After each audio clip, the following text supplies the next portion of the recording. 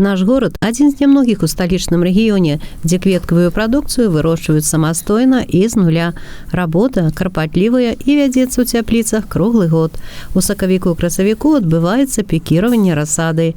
Потом уже подросшие рослины будут высаживаться на городские клумбы. Сёлета каля 200 тысяч ярких рослинных аксессуаров пропишутся в разных микрорайонах города. А кветковую продукцию набывают для озеленения территорий и соседние районы, и предприятия, і гаспадары прыватных сядзіб. Некаторыя расліны ўжо расцветаюць, іншыя толькі-толькі далі расткі. По растениях самое сложное – это самую маленькую рассаду. Потом, когда она уже вырастает, это уже готовая наша продукция.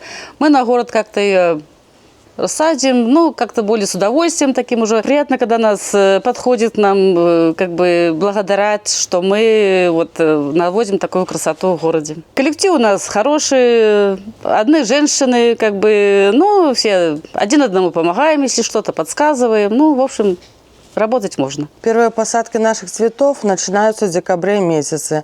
Начинается подготовка почвы, земли до посадки у нас. Высаживаем мы на горшки, каны начинаются высадку.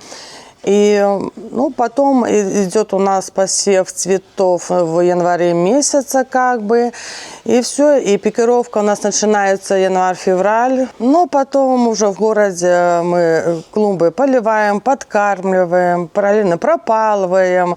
И параллельно работаем здесь на территории, в теплицах. Каля сотні відаў розных раслін выращивается у Зеленгасе. У горадзе кветкі подсаджваюцца на клумбы з мая па ліпень і аж до самых першых асенніх замаразкаў. Прыгажосць рукотворная радуе жыхароў і гасцей рознакаляровай палітрай. Вертыкальнае азеляненне таксама арганічна ўпісалася ў гарадскі ландшафт. Да традыцыйных відаў петуній, анюціных вочак, бархатцаў, бягоніі і геаргінаў сёлета прыбавяцца і новыя суседзі. В этом году мы посеяли первый раз цинию. Посеяли мы ее в начале апреля. Подрастет она, пойдет пикировка. Циния будет разноцветная, уход за ней несложный. Первые цветы появятся где-то в конце мая, начале июня. Першыя пасадкі ў адкрыты грунт звычайна адбываюцца напярэдадні 9 мая. Анюціны вочкі высаджваюцца каля помнікаў і мемарыялаў у месцах воінскай славы і памяці. Тюльпаны пасаджаны раней і вясной чакаюць толькі цяпла, каб распусціць бутоны. А да фестывалю нацыянальнай песні і паэзіі усе мікрараёны горада пераўтвараюцца на вачах.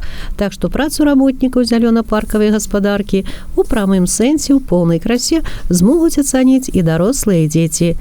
Кожны год жанчыны стараюцца ўпрыгожыць нашы вуліцы і кварталы рознымі кветкамі і дэкаратыўнай расліннасцю і тым самым падараваць усім добры настрой. Алла Маркелова, Алексей Андреевский, МКТБ.